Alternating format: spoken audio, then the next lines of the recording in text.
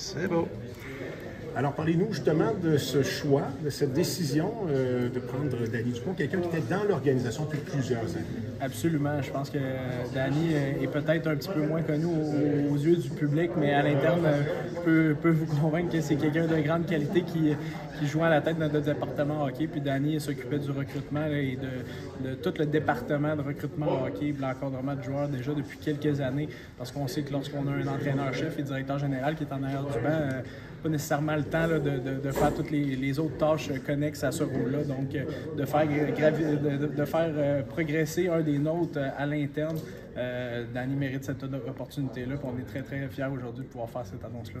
Vous avez touché un point qui a été mentionné aussi en conférence de presse, lié un DG, un entraîneur-chef. Absolument, c'était important pour nous, car, comme je l'ai mentionné en conférence de presse, l'encadrement du joueur est à l'avant-plan de tout aujourd'hui. Puis l'encadrement de notre joueur prend de plus en plus de place, les opérations hockey également, puis de pouvoir assurer une présence en dehors de Rimouski de notre directeur général, qui n'est pas nécessairement derrière le banc un vendredi soir, alors que d'autres formations jouent à l'extérieur, de préparer le coaching staff en fonction des adversaires.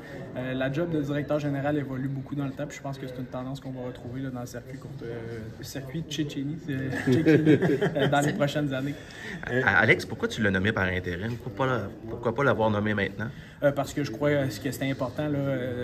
Danny avait beaucoup à prouver dans les dernières semaines pour nous démontrer que c'était l'homme de la situation. Puis clairement, il a accompli un travail colossal pour nous dans les dernières semaines. J'ai adoré la façon qu'il a travaillé, de la façon qu'il a travaillé en équipe également avec tout notre département de recrutement puis avec l'administration ici là, depuis qu'il a pris ce rôle-là par intérim. Puis honnêtement, il nous a prouvé dans les dernières semaines que c'était la personne de choix pour ce rôle-là. Et donc, le repêchage est un test quelque part. Bien, c'est certain que, comme je lui ai mentionné, lorsque je l'ai rencontré, puis on l'a mis par intérim, je lui ai dit, Danny, tu as la plus belle entrevue de tous. Tu as les mains sur le volant de notre organisation d'ici au repêchage.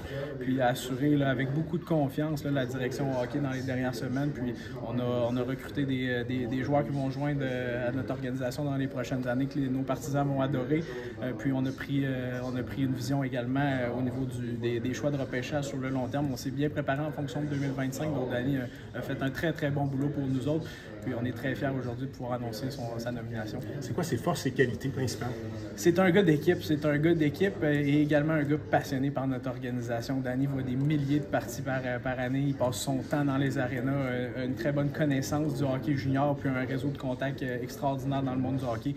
Et c'est surtout un gars qui est apprécié de tout le monde. Vous allez apprendre à le connaître. Nos partisans vont apprendre également à le côtoyer. C'est un gars agréable, un gars de famille, puis un gars surtout d'équipe qui va amener tout le monde à être meilleur autour de lui. Puis je pense que ça démontre que c'est le leader de choix pour notre organisation. Côté entraîneur-chef, ça a frappé à la porte pas mal, peut-être même au-delà de vos espérances? Absolument.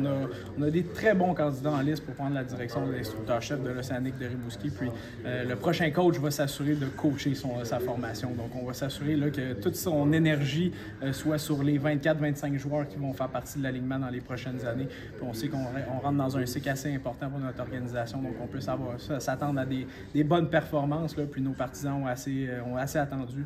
On va avoir des belles années à Rimouski dans les 2-3 prochaines saisons. Comme le congédiement de Serge Beausoleil jouait beaucoup, j'avais compris, là, sur la communication avec les joueurs qui passaient moins bien, tout ça. Là, j'imagine que ça, c'est un critère très, très important pour le prochain. C'est sûr, la manière qu'on parle à cette nouvelle génération-là, puis l'approche qu'on a envers eux est tellement importante aujourd'hui. Donc, c'est certain qu'on va chercher un coach là, qui sait bien communiquer auprès des jeunes joueurs d'aujourd'hui, puis cette nouvelle génération-là. Puis certainement, un gars qui a de l'expérience, pas nécessairement au niveau du hockey, mais qui a vécu plusieurs adversités au cours de sa carrière, puis qui a cheminé dans toute sphère de la société. Donc, on veut atteindre des bonnes performances dans les prochaines années, là, puis on a des très bons candidats en liste. Sans faire de l'âgisme, j'imagine que ça va être un jeune. Pas nécessairement, Joanne, pas nécessairement, parce qu'il y a beaucoup de bons candidats avec beaucoup d'expérience qui ont déposé leur candidature pour devenir notre instructeur-chef.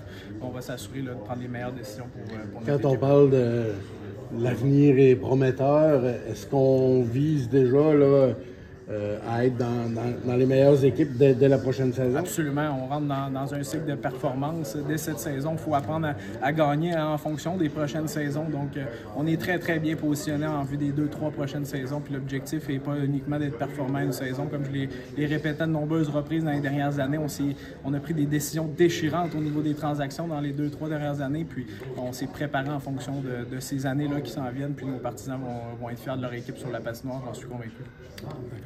Et, bon, pour les frères Nadeau, là, c'est quoi ton implication, toi, personnellement? Là? Vous allez les rencontrer? C'est quoi le plan de match? Bien, c'est certain, Olivier. On fait tous les efforts pour tenter de leur faire comprendre qu'on est le meilleur choix pour la famille Nadeau, puis le meilleur choix vraiment pour le développement des deux frères Nadeau. On est convaincus qu'on a le meilleur programme de développement au niveau du hockey, pratiquement au monde. Donc, je connais pas un joueur qui est rentré dans notre programme de développement puis qui est venu avec l'Océanique, qui a regretté son choix. Donc, c'est certain qu'on va tenter du mieux qu'on peut de les convaincre de choisir notre programme de développement. Mais écoute, la décision va leur appartenir à la fin. Merci.